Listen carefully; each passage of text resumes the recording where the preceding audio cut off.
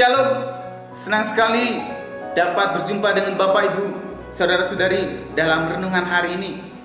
Renungan firman Tuhan hari ini terambil dari Injil Matius, pasal yang kedua, ayat yang pertama sampai yang ketiga.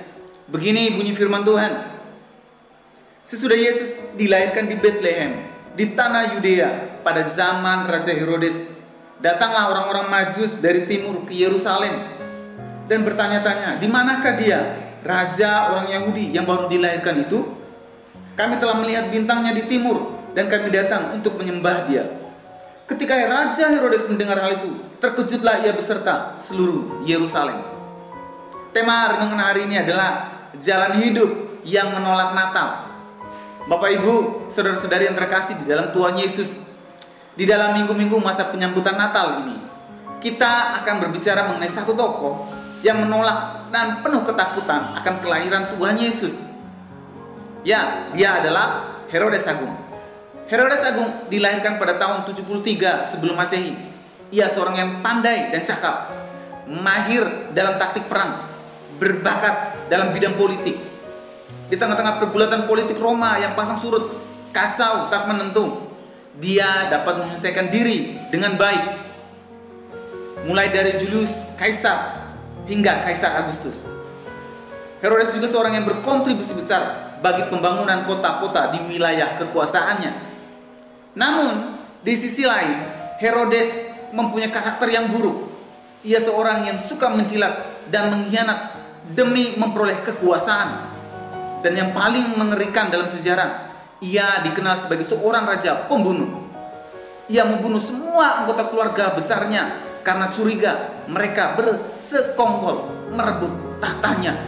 Istrinya, anaknya, iparnya, pamannya, semua ia bunuh karena khawatir tahta rajanya akan direbut.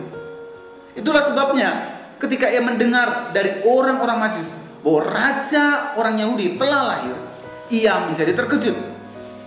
Ia terkejut karena seorang yang mengancam tahtanya telah lahir. Karena itu, ia memanggil imam kepala dan ahli Taurat bangsa Yahudi untuk mencari tahu informasi itu. Lalu, ia berbohong kepada orang Majus dengan berpura-pura ingin menyembah sang raja. Tetapi, sesungguhnya ia ingin membunuhnya.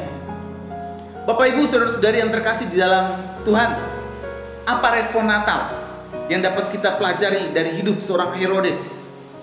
Respon Natalnya adalah bahwa pada dasarnya setiap kali merayakan Natal, ada juga orang yang menolak kehadiran Kristus di dalam hidupnya. Banyak orang yang menolak Kristus memerintah di dalam hati dan hidupnya. Ia ingin mengatur sendiri hidupnya ke arah yang ia mau. Ia melawan segala sesuatu yang ingin memimpin hidupnya kepada kebenaran. Ia melawan orang tua, ia melawan guru, ia menerobos aturan-aturan. Ia tidak peduli kepada para pendeta. Kakak-kakak rohani tidak pernah didengarkan nasihatnya. Ia menolak kebenaran. Hatinya penuh dengan kecurigaan terhadap orang lain, penuh dengan kepura-puraan, kebencian, dan akhirnya ia menolak Allah sendiri. Bapak Ibu saudara-saudari yang terkasih di dalam Tuhan, momen Natal tahun ini kiranya menjadi momen kita untuk mengoreksi hidup kita, untuk membuang segala sifat hidup Herodes yang penuh kepura-puraan dan menolak Kristus hadir di dalam hidup kita. Dan sebaliknya, momen Natal tahun ini menjadi titik balik hidup kita untuk lahir baru bersama Tuhan dan memberi hidup kita dipimpin oleh Tuhan. Mari kita berdoa.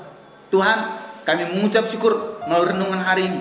Kami diingatkan kembali melalui kehidupan Herodes bahwa kami di Natal tahun ini membuang segala sifat Herodes yang penuh dengan kepura-puraan dan menolak Kristus lahir di dalam hati kami. Oleh sebab itu Tuhan, kami berdoa pada hari ini, kami tolak dan kami buang semua sifat-sifat Herodes dan kami mau hidup lahir baru dan dipimpin oleh Tuhan Yesus. Di dalam nama Yesus kami sudah berdoa. Amin. Kiranya renungan hari ini terus menguatkan langkah iman kita dalam mengiringi Tuhan Yesus. Tetap teruslah berdoa, tetap teruslah percaya, dan tetap teruslah bersyukur. Tuhan